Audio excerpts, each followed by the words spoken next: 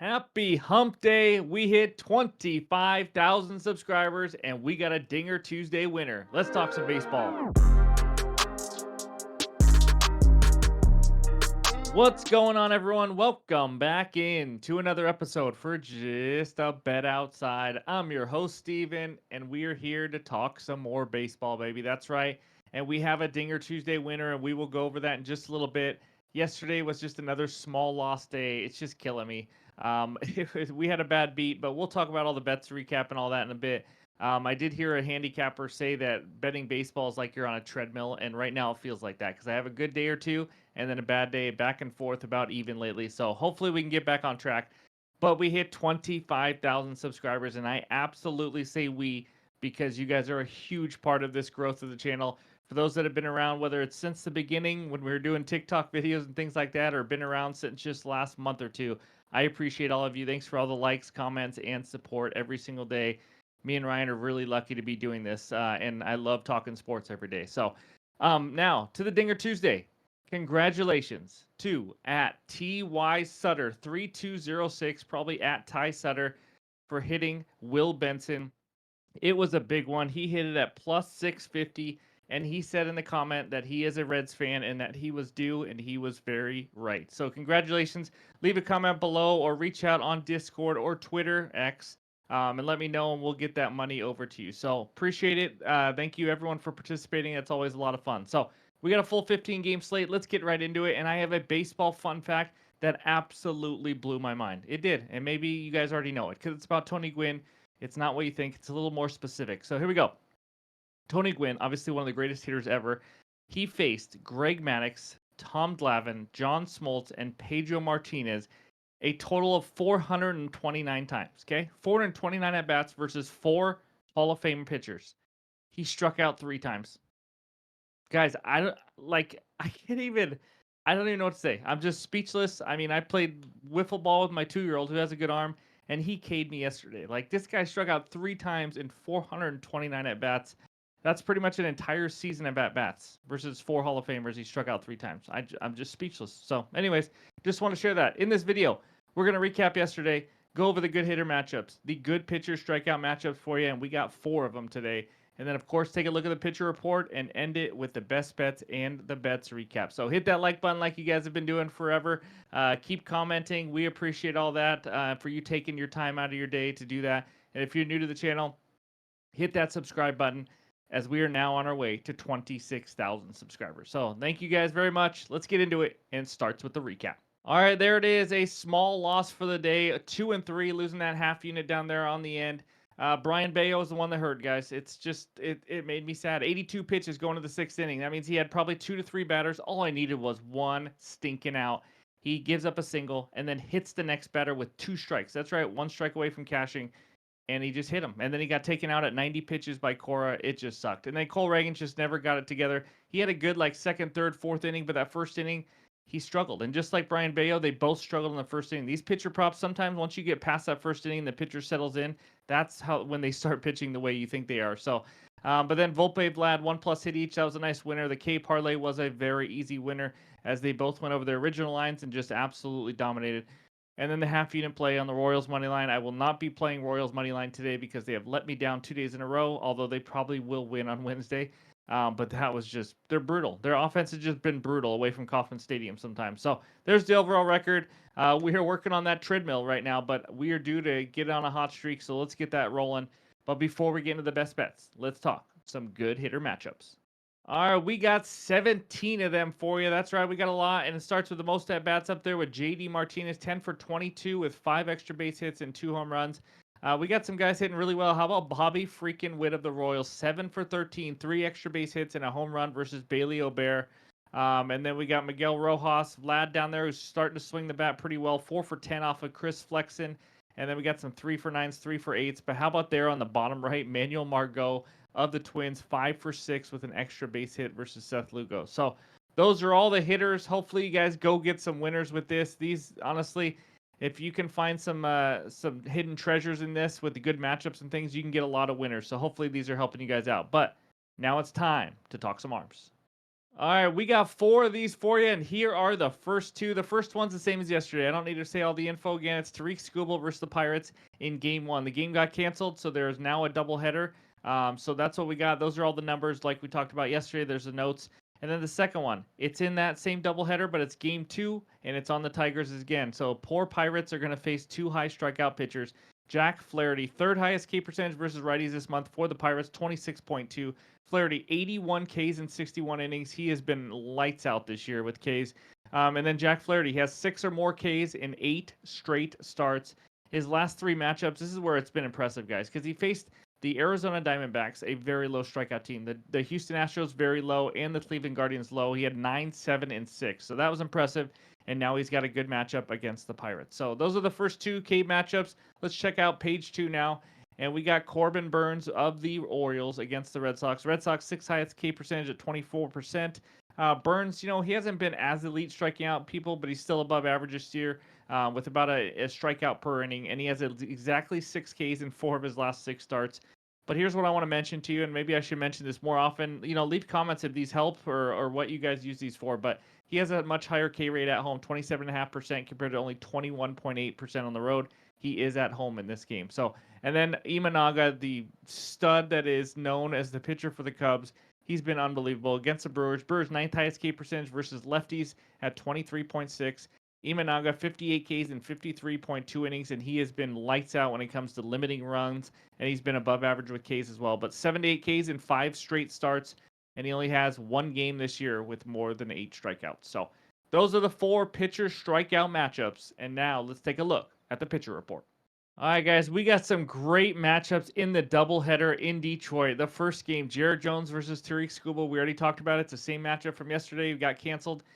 2 young studs that know how to strike out guys. And then Paul Skeens, the young pitcher that is maybe the most popular young pitcher in the league right now, against Jack Flaherty, who we just talked about. These are some elite matchups. If you look at all 4 starting pitchers in Detroit, they all have a strikeout percentage of 29% or higher. If you like Ks, go watch that doubleheader. That's for sure. And then other than that, Sanchez has been one of the better pitchers in the league this year. 3.15 ERA, 20.8% K rate. And then Corbin Burnes against Cutter Crawford, not a bad showing there too, because Cutter Crawford has been better on the road, away from Fenway Park as well. And then Yu Darvish, who had a rough, weird outing, giving up like 4 bombs last start. They were saying he was tipping his pitches. I don't know what it is, so you assume he's going to be back to normal this one, going up against the lefty Braxton Garrett. So, anyways, those are all the matchups, or at least the first 8 matchups for the pitcher report. And now let's take a look at page 2. All right, these are the next 8 matchups, and we got some good pitchers here, including Luis Hill of the New York Yankees down there. He's been unbelievable, guys. Considered a rookie, almost a 32% K rate, ERA and expected ERA under 3. He's just been lights out. There's just no other way of saying it. He does walk some batters. That's his one downfall right now. But, I mean, look at that number. 4.4 hits per 9 innings. That is incredible for him.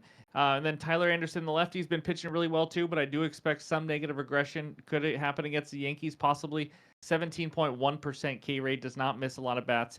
And then George Kirby versus Verlander, a good matchup there. I thought Kirby would be better this year, but unfortunately, my Cy Young dark horse pick is not getting it done. But 3.5 expected ERA, does not walk pretty much anybody. So, and then Mackenzie Gore going up against a new guy, Schwellenbach of the Braves. I don't know a lot about him, so I can't tell you much. Gore's been pretty decent this year as well. So, other than that, yeah, Manoah and Flexen, not a great matchup in my opinion. Manoah's showed some signs lately, and then he did what he did last start, but he's been a little bit worse on the road as well in his career. But we'll see how he shows up. And those are the last 8 matchups. If you're new, all the averages are on the bottom to help you with all the numbers. Hopefully this kind of just gets your day started with MLB betting. So that's the pitcher report. And now it's time for the best bets. All right, this segment of the show is brought to you by our sponsor, Better Bet. That's BTR Bet, the best place to find, track, analyze, and share your bets. Of course, as you guys know, 30 days free if you use the promo code JABO right now. The link is below in the description. Go check it out. All right, this first one takes us out to Milwaukee. We got the Brewers hosting the Chicago Cubbies. The Cubbies money line -135, Brewers money line +114 with a low total of 7.5 runs. In this game, we're going right off the pitcher K matchups because I absolutely love it. I thought it was going to be 7.5, but give me Shota Imanaga over 6.5 Ks at -115 on FanDuel as of recording. This, like I said, we just saw the details from that pitcher strikeout matchup. If you fast forward through all of it, then you did not see it. But I did think this line was going to be a little bit higher. He has 7+ Ks in 5 straight starts, like we just talked about. This is now a good matchup. I don't see why he doesn't get it a sixth time. But that includes in one of those games, he had 8 strikeouts versus the San Diego Padres. I don't know if you know this, but the San Diego Fathers are the second hardest team to strike out against the lefty. They have a 16.5% K rate this month and the third lowest K rate versus lefties over the whole season at 18.4. So that game was impressive. It just shows him he's been so incredibly consistent. It doesn't matter who the opponent is, he's going to strike them out. The Brewers, as we saw already earlier, I'm going to repeat it, but they have the ninth highest strikeout or K rate versus lefties this month at 23.6%. Over the whole season, they have the sixth highest K rate at 24.3%. It really doesn't matter what type of hitters he faces. If you want to look, is he going to face a lot of lefties, righties? He has a 27.8% K rate versus righties and a 27.7 K rate versus lefties. Please talk better. But anyways, as you can see, it doesn't really matter. And then this is what's also impressive. These are the numbers I like to dig into. It doesn't really matter if it's early in the game or late in the game. These hitters cannot figure them out. 29.6% K rate the first time through the lineup. 26% K rate second time. It dips a little. Then the third time through the order, which he makes it the third time through the order quite a bit. It's, again, 28%. It's just unheard of. You don't see things like that unless you're an elite pitcher like he is. And a big reason is people just can't hit a splitter. If you have not seen it, it's just absolutely nasty. It makes you want to laugh sometimes when you see these hitters. They have a 27.8% whiff rate against it, which is in the 95th percentile. They have a 224 average against it. And oh, by the way, his fastballs hitters are hitting 164 off of him. He is very incredibly hard to hit and make contact with. And on top of that, he has a 4.3% walk rate. Now, how does that help? He keeps his pitch count low, helps him to get deeper into games, just more opportunities to get strikeouts, obviously. So I have no reason to believe that he's not going to get 7 strikeouts again for the 6th straight time. That is my first best bet, but I have a second bet, and it's also in this game. And we need 6 up, 6 down for Nerfy Town, baby. Give me the Nerfy with the Cubs and Brewers. Minus 130 on DraftKings. Yes, a little juicy. I'm going to put a half unit on it because I just feel like doing it. Nerfies are weird. I feel like today I'm just going to throw a half unit on it, be safe, and use my other 1 unit for my other bets. But Imanaga, I don't need to say a lot, but I will say this. He's 9-0 on Nerfies this year. Duh. I mean, he's given up 5 earned runs in the entire season in 53.2 innings. Bryce Wilson on the other side, 5-1 on Nerfies this year. In Bryce Wilson's 6 starts this season, he has never allowed more than 2 runs. Just to show you, I don't mean the first inning, just overall, just to show you, he's been limiting runs. I do expect some negative regression, but for the most part, he's been solid as well. Cubs offense, we know they've been struggling. Bottom 10 versus righties this year. Brewers offense overall, 27th best batting average versus lefties this year at 217. You got guys like Yelich, that are going to be how do I say it, canceled out a little bit because it's a lefty with Imanaga on the mound. But I mean, honestly, I don't think the Brewers are going to score more than like a run off Imanaga. So let's just hope that 1 run, if they do score, is not in the first inning. So give me the Nerfy between the Cubs and the Brewers for a half unit. I am struggling getting words out today, but those are my first 2 best bets. And let's move on to bet number 3.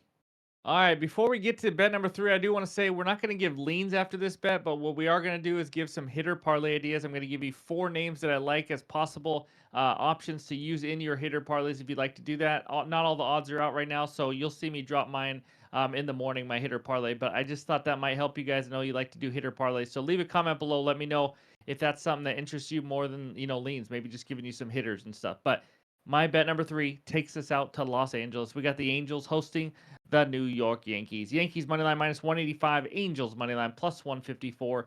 Total in this game is 8.5 runs, and I just saw, as of recording this earlier, that the Yankees blew the game in game 1 of this series, and the Angels took it. But my best bet in this game is an under 4.5 runs in the first 5 innings at minus 120 on FanDuel. All right, let's talk about this matchup. If you don't know what this just means total runs in the first 5 innings. It's like a half bet. Not a half unit, but it's half the game. Obviously, this is how they do it in baseball. I know some people are new, so I just want to point that out. But Luis Gil versus Tyler Anderson are the pitchers, not Gil. I always say Gil. Luis Gil is how you pronounce it, I believe. He has been absolutely outstanding. I mean, just incredible. In his last 5 starts, if we're talking just 5 innings, so that means 25 innings. Yep, 5 times 5. In those first 5 innings, in his last 5 starts, he has given up a total of 2 runs. That's how incredibly impressive he has been. He's probably trying to sneak into the Cy Young right now. That's how good it's been. But he's facing an Angels offense. They hit lefties better than righties. So obviously Heel is a righty, so that's going to be good. They're not terrible, but they are a below average team versus righties. I don't think they're going to score a lot because this is one of the best righties in the game right now. It's crazy to say that for the youngster, but the one thing Heel struggles with, like we talked about in the pitcher report, he struggles with walks a little bit. But the Angels have drawn the 9th fewest walks versus righties this month. So hopefully he can keep his walk count down because he barely gives up any hits. So I don't think the Angels are going to be able to score much in this one. If you just kind of reading the game, I see them scoring maybe 1 run in the first 5 innings. So the next one, obviously the bigger worry, Tyler Anderson versus a Yankees offense. That's never easy.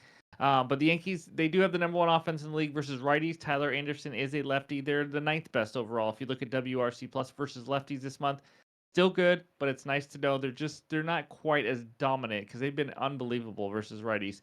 Tyler Anderson, if you don't know, probably due for a little negative regression, but he has been absolutely excellent this season, or maybe he's just good, but he is coming off a game in Houston against hitters that have dominated him his whole career. And Houston, by the way, the 11th best WRC plus this month versus lefties. He threw 8 innings and gave up 1 run. He's been dominant. He's actually given up 3 or less earned runs in 9 of his 10 starts. That's right, 9 of 10. He has given up 3 earned runs. The only one he didn't, he gave up 4 earned runs. So it's not like he got blown up or anything. But we just need him to limit runs in the first 5. I mean, he can give up runs in the 6th or 7th for all I care, but I just need him to limit in the first 5. I mean, this is a guy who's allowed only 45 hits and 64.1 innings so far this year. He's limiting the hard contact, limiting the hits. He doesn't miss a lot of bats, which obviously is always a worry. That's why some people talk a little negative regression for guys. But he could honestly give up 3 runs in the first 5 innings, which would be kind of a bad performance for him if you compare it to everything else he's done this year. And we still could be under this. We could get a 3-1 game and we're under 4.5. We could get 4-0 Yankees and we're still under. So I obviously think the Yankees might score a little bit more in the first 5 because Heel has been so dominant, and obviously the Angels' offense isn't as good. But I like this bet. Give me the under 4.5 in the first 5 innings. Let's hope these 2 starting pitchers keep rolling. I really was close to going under 8.5 in this full game, but I really just didn't want to mess with the bullpen, so I'm just going to go 4.5 in the first 5. So those are my 3 best bets right now. I'm going to add more, but let's talk some hitters now for the first time. There's 4 guys that I've been looking at, and not all these props are out, so I'm just not going to give you a hitter parlay yet. I will have one in the morning. But let's talk about Vladimir Guerrero real quick. 4 for 10 off Chris Flexen, as you guys saw. He now has 1+ hit in 22 of 26 games. You saw it earlier or yesterday because I bet him for a hitter parlay with Anthony Volpe, and he came through for us. So next one, JT Realmuto of the Philadelphia Phillies. He's on an 18-game hitting streak, and he absolutely crushes lefties. He faces Kyle Harrison, so he's not a bad one to think about. Corey Seager, we all know he's a stud. 11-game hit streak, starting to pick it up now. He is facing Ryan Nelson, who gives up 13.9 hits per 9 innings this year.